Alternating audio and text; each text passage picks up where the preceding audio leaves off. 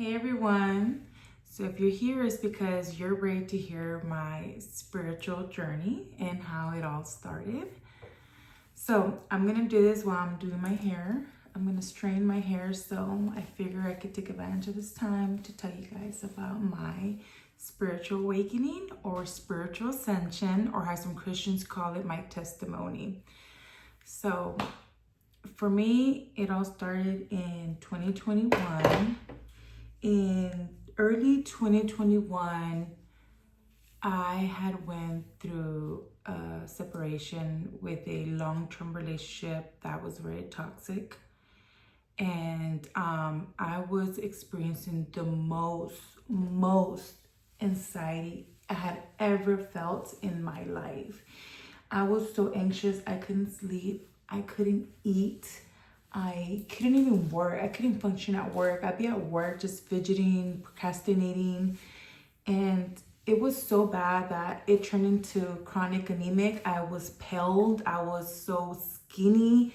It was not the best. And at that time, I didn't know what I was so afraid of. So not until like a year or two ago, I finally sat with myself and I thought back, what was I really afraid of? I realized that because I was a huge codependent, I was afraid of my future. What was going to be of me now that I was on my own? I mean, I lived with my parents till I was 16. Then I got pregnant and I moved in with my partner. And from then till age 29, because when this happened, I was age 29. No coincidence that my Saturn returned around age 29. Like for most people do, your Saturn returns almost about every 29 years, right? So when at that time, I had him to guide me. If I didn't have my parents, then I had him to guide me in this world, because I didn't know how to trust myself. I didn't even know myself. And so my codependency was afraid of what was going to be of me in my future.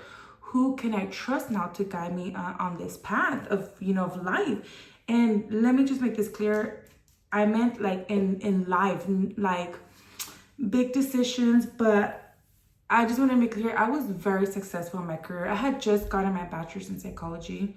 And I had a really amazing job that allowed me to live for free, rent free, given my own place. I had a really good paying job with benefits, 40 hours.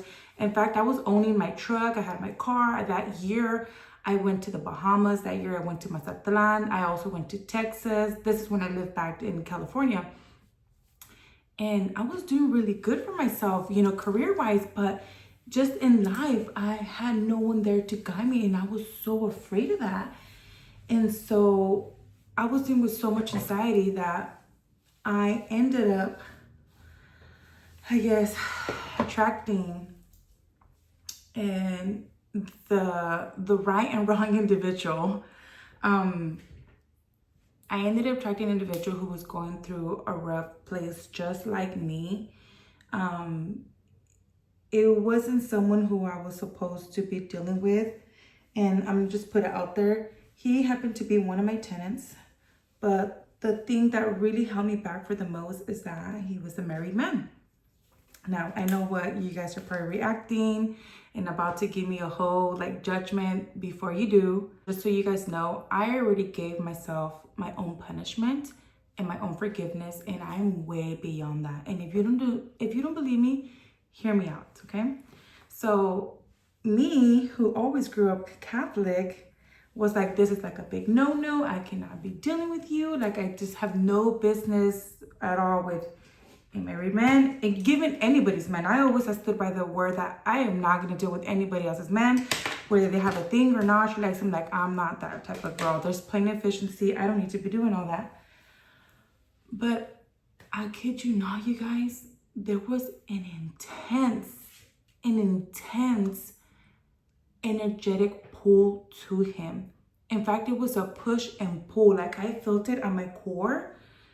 When I came around this person, it was just a tug and pull energy between me and him. It was so intense, I could not have explained it. Unfortunately, I fell into temptation. I did end up getting involved with him, and I remember many times I tried, separating, leaving, and come back, leaving and come back. And this was an intense, like 3 or 4 months, like situationship that I had with this married man. And it was so intense. It was so passionate. It was so crazy. Like sometimes I can't even like explain the energy between it, the energetic connection. Anyhow, many times through that relationship, I would sit down and I would ask God, like, God, is this the right man for me? Like, should I be dealing with this? And I would hear God tell me, yes, but it's not the right time. It's the right man, not the right time. Anyhow,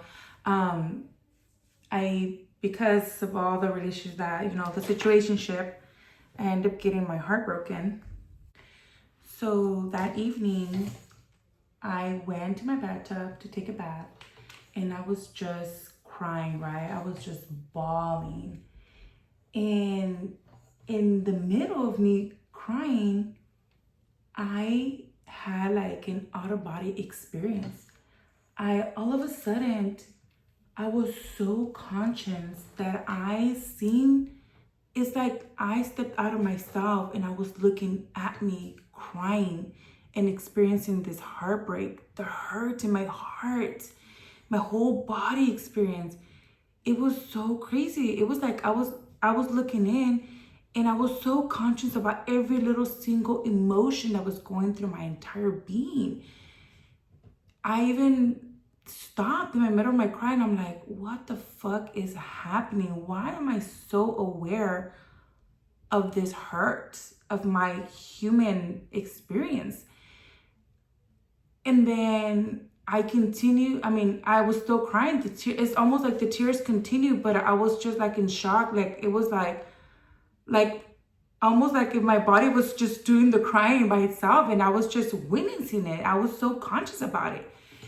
I don't know, it was so crazy, but I kid you not, guys, after that, I started seeing the synchronicities. My calling was numbers. I love numbers, and God knows I'm so good at numbers. Math was the only class I would only get A's in. All my other classes were B's. The math was all A's. I love numbers. And sure enough, guess what I started seeing? 1111. I started seeing 1111 everywhere. And I don't mean just like on the timing, which obviously it's much easier to see it on the clock, but I was seeing it everywhere. So finally, I think after like a week or two, I was like, okay, what is this 1111 trying to tell me? So of course, I went to Google. I Googled 1111, and the first one that caught my attention, that called me, was Reiki with Rachel.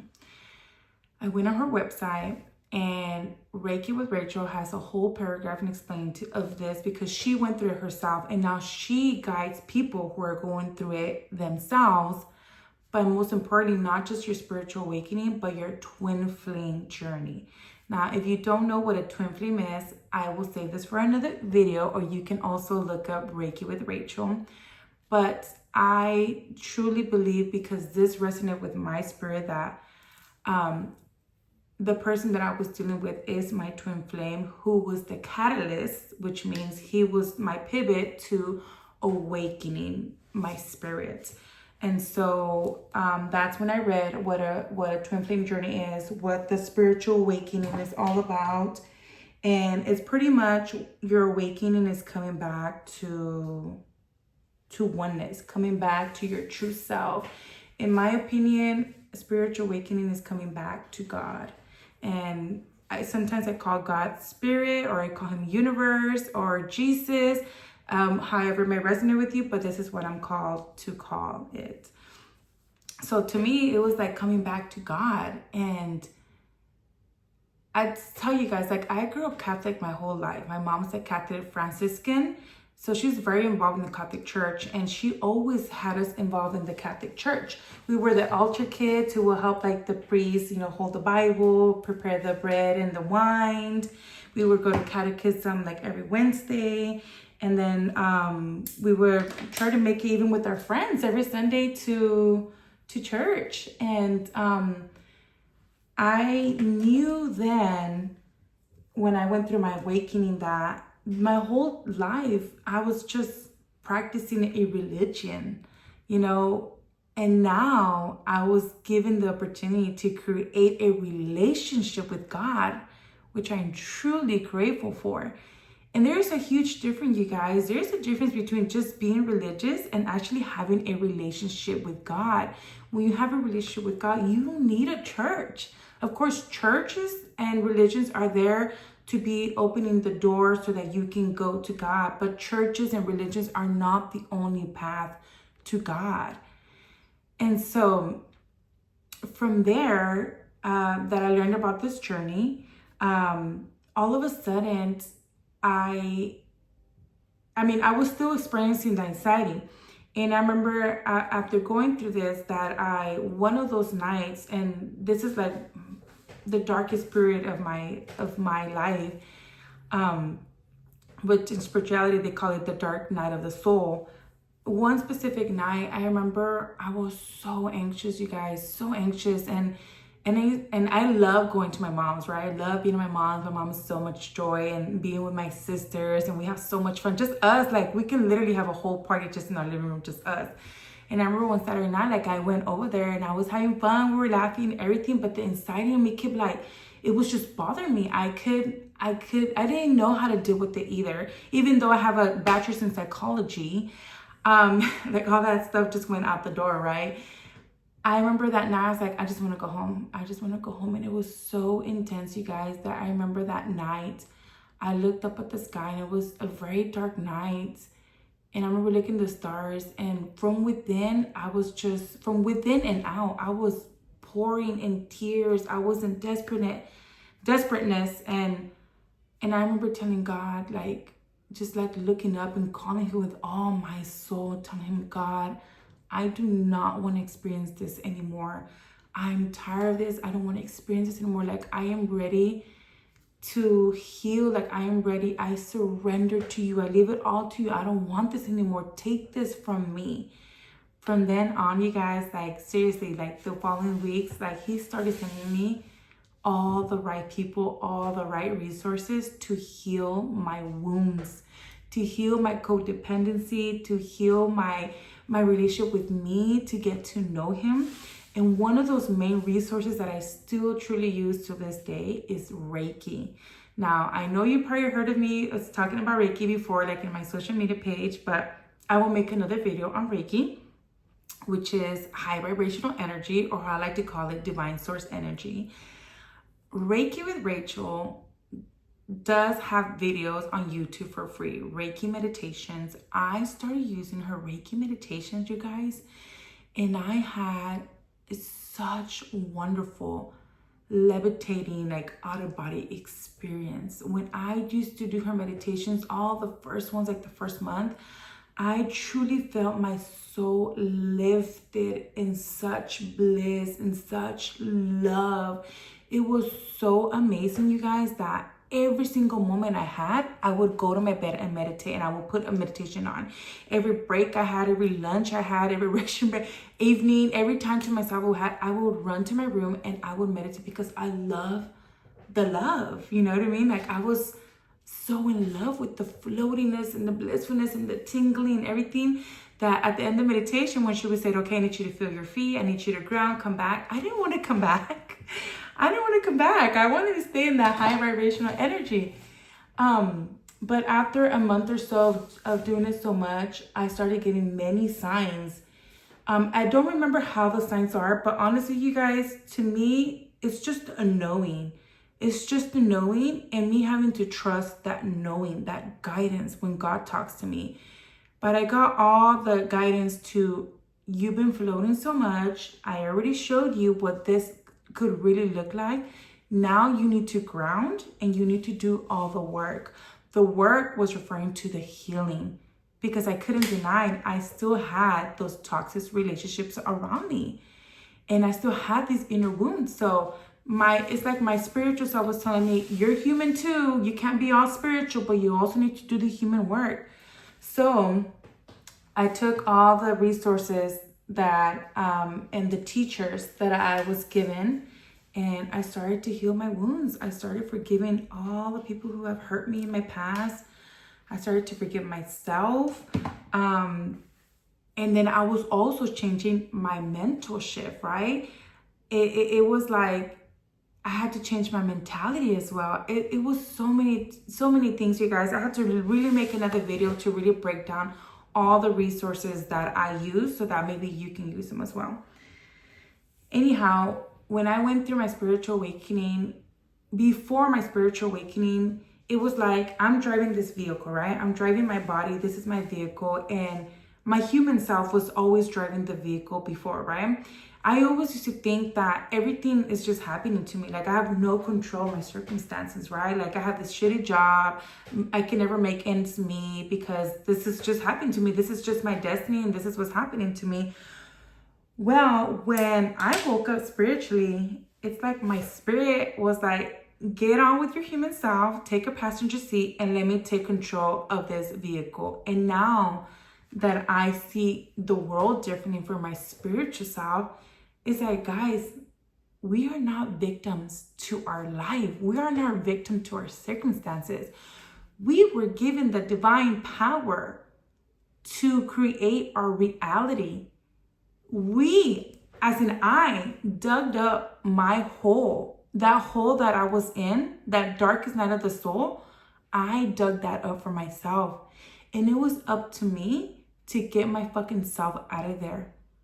And I know that a lot of Christians like to say, oh, Jesus, save me. Jesus, save me. Well, guess what? God respects free will. He does. He respects everybody's free will.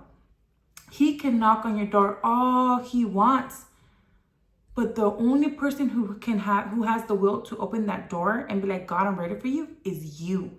So just like you dug up that hole for you, I had to get myself out of there. And I used God to get me out of there. I finally opened that door. When I told you guys that I surrendered to him that one night, the darkest night, is because I told God, I am ready to answer your call. I am ready to accept all of you. I am ready for you. And thanks for respecting my free will, because at this point, I have no regrets. And I learned so much. My experiences is what made me much wiser. It's what made me who I am, not my age. And I am not regretful at all. I am so thankful. And so when people want to say like, Jesus saved you, no, you saved yourself, but you used Jesus. And I do believe that God does this to us, guys. I do believe that God does this to us. He's always knocking on our door, and he's going to make you come to him, whether it's for good or in the bad way. Because some people awaken all of a sudden, they just have a remembrance and they start following the call. Some people like me had to have like a heartbreak, or I've heard many people have like health issues and stuff like that. Something bad had to happen for them to finally turn to God. To me, it was a heartbreak. It was a spiritual awakening. And ever since then, I have not been the same, you guys.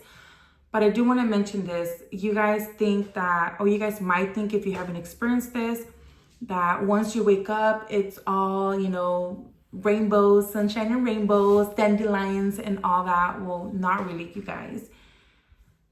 Healing is very hard.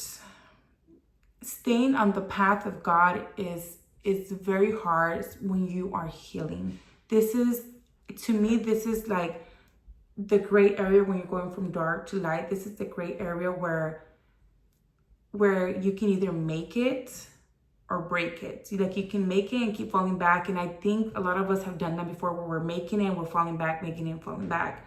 However, once you make that pivot to your full spiritual awakening, your healing, there is no going back to sleep. I tried it.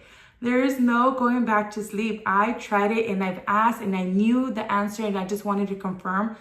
Once you awaken, there is no way to going back to being asleep. Like you cannot just go back and be asleep no more. There's no way.